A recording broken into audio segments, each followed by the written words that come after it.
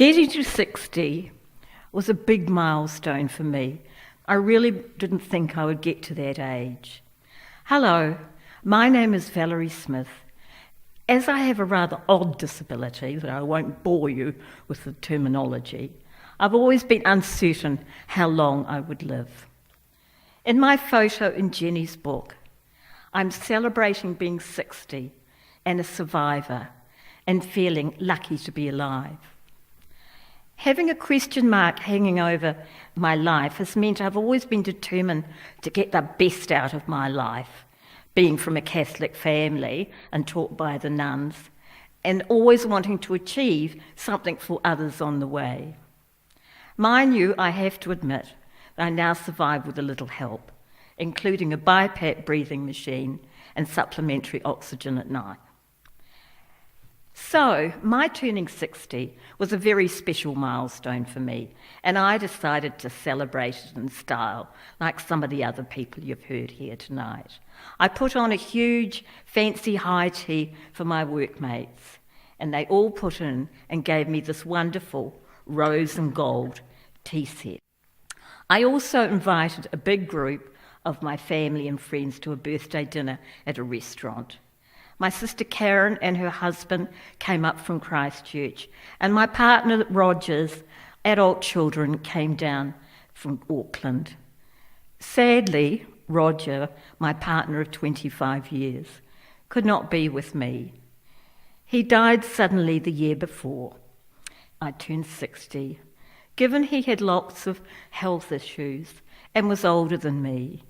His death was not completely unexpected. And I guess we were lucky to have 25 mostly good years, the few not quite so good, but never mind. But his not being there on my actual birthday cast a tinge of sadness over the whole celebrations. I love dressing up for Jenny's photo shoot. I'm always looking for an occasion to wear some of the vintage clothes I have stashed away in numerous wardrobes. My house is full, some such as my sister would say too full, of what I regard as beautiful, pre-loved things: china, linen, books, clothes, anything that takes my fancy.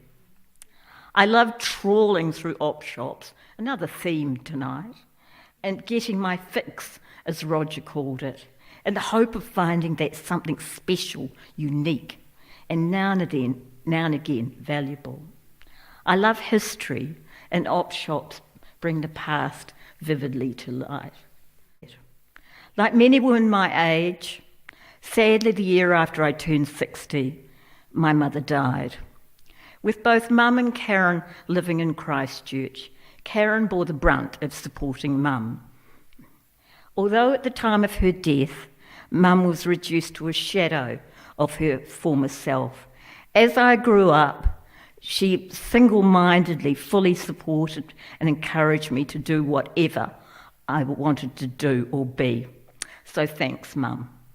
2 years later, I had a meltdown, probably another theme tonight, and left full-time paid work. Like many women my age, I was tired of constant restructuring and feeling devalued. I'm sure many of you will identify with that. Opting for semi-retirement was a huge decision and meant a major life change. I've been able to do a lot of different things, including one-to-one supporting a couple of people with disabilities, just a few hours a week, and sitting on a number of committees. I find it rather ironic that I'm now a much sought-after expert consumer. I dabbled with joining craft and drawing groups. Finishing one red booty didn't seem a lot compared to what most of the other efficient women were producing. And I liked the drawing class, but just my luck, it folded. I do have time for friends, which I love, and for watering my little back garden, probably overwatering at times.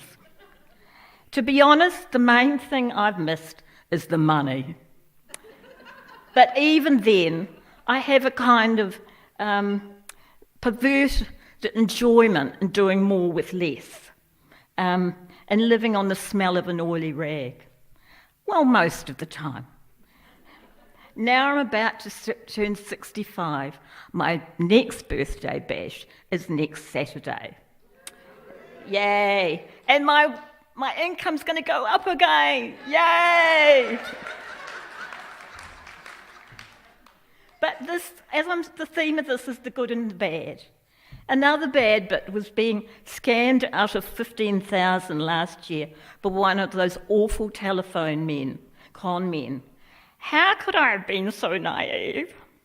In my defence, I was woken up at 8 in the morning by a very well-spoken person, and I had to scramble off my machines. Well, that's my excuse anyway. Fortunately, after an awful week, when I kept telling myself, you've survived worse than this, my bank refunded me the full amount, as I was such a, quote, long-standing customer.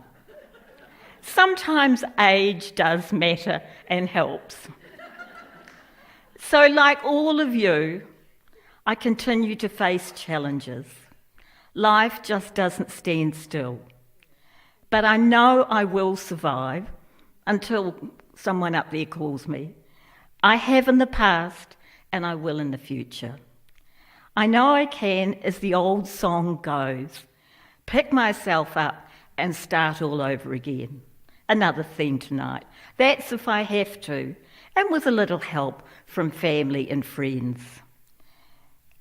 If you don't have this confidence at 60, 63 or 65, it's probably too bloody late to get it.